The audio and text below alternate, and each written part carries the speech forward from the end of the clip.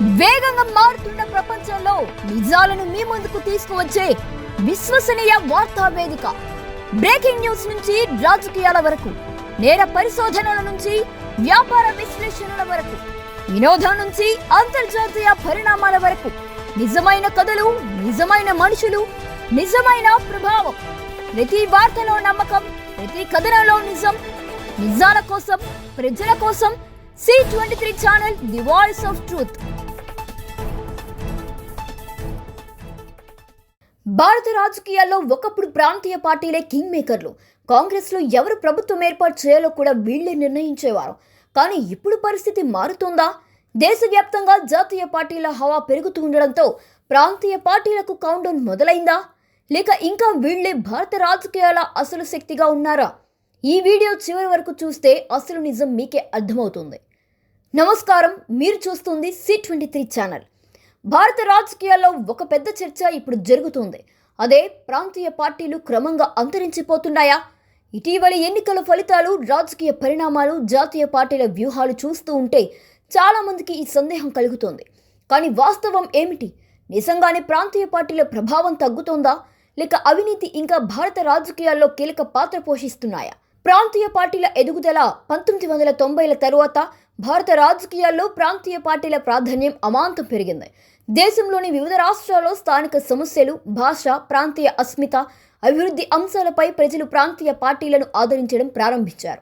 ఉదాహరణకు Telugu Desam party, Dravida Munnetra Kazhagam, all India Trinamool Congress, Biju Janata Dal, Samajwadi party.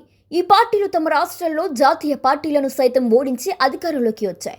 ఇప్పుడు ఎందుకు ఈ చర్చ? ఇటీవలి సంవత్సరాల్లో కొన్ని కీలక మార్పులు కూడా జరిగాయి. జాతీయ పార్టీల విస్తరణ పెరిగింది. బలమైన నాయకత్వాన్ని ప్రదర్శించే ప్రయత్నాలు జరిగాయి. సోషల్ మీడియా, డిజిటల్ ప్రచారం, కేంద్ర సంక్షేమ పథకాలు నేరుగా ప్రజలకు చేరడం వల్ల జాతీయ పార్టీల ప్రభావం పెరిగింది. కొన్ని రాష్ట్రాల్లో ఒకప్పుడు బలమైన ప్రాంతీయ పార్టీలు బలహీనపడిన ఉదాహరణలు కూడా కనిపిస్తున్నాయి. కానీ ప్రాంతీయ పార్టీలు పూర్తిగా అంతమవుతాయా?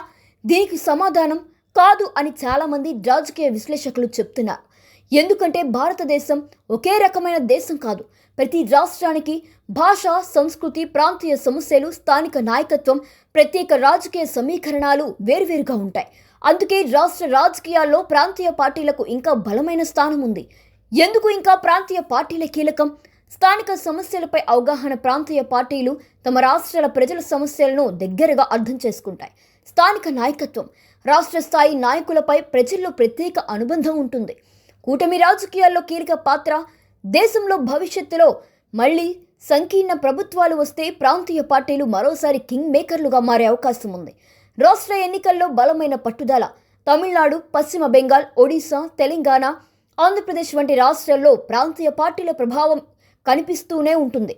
అయితే ప్రాంతీయ పార్టీలకు ఉన్న సవాళ్లు, నాయకత్వ వారసత్వ సమస్యలు, కొత్త తరం ఓటర్లను ఆకర్షించలేకపోవడం, బలమైన జాతీయ ప్రచార యంత్రాంగంతో పోటీ, అంతర్గత విభేదాలు, సోషల్ మీడియా రాజకీయాల్లో వెనుకబడడం. ఈ సమస్యలను అధిగమించకపోతే కొన్ని ప్రాంతీయ పార్టీలు క్రమంగా బలహీనపడే అవకాశం ఉంది. అసలు నిజమేమిటి? ప్రాంతీయ పార్టీలు పూర్తిగా అంతమవుతున్నాయని చెప్పడం అతిశయోక్తి. అయితే అవి మారాల్సిన అవసరం మాత్రం ఉంది. కొత్త తరానికి అనుగుణంగా మారితే, డిజిటల్ రాజకీయాల్లో బలపడితే, స్థానిక సమస్యలపై మరింత దృష్టి పెడితే ప్రాంతీయ పార్టీలు భారత రాజకీయాల్లో ఇంకా ఎన్నో సంవత్సరాలు కీలక పాత్ర పోషించే అవకాశం ఉంది. అయితే మీ అభిప్రాయం ఏమిటి? భారతదేశంలో ప్రాంతీయ పార్టీల ప్రభావం తగ్గుతుందా? లేక అవే భవిష్యత్తులో కూడా కీలక శక్తిగా నిలుస్తాయా? ఇలాంటి విశ్లేషణాత్మక కథనాల కోసం C23 ఛానల్ను సబ్స్క్రైబ్ చేయండి. C23 channel, your voice, your news, your trust.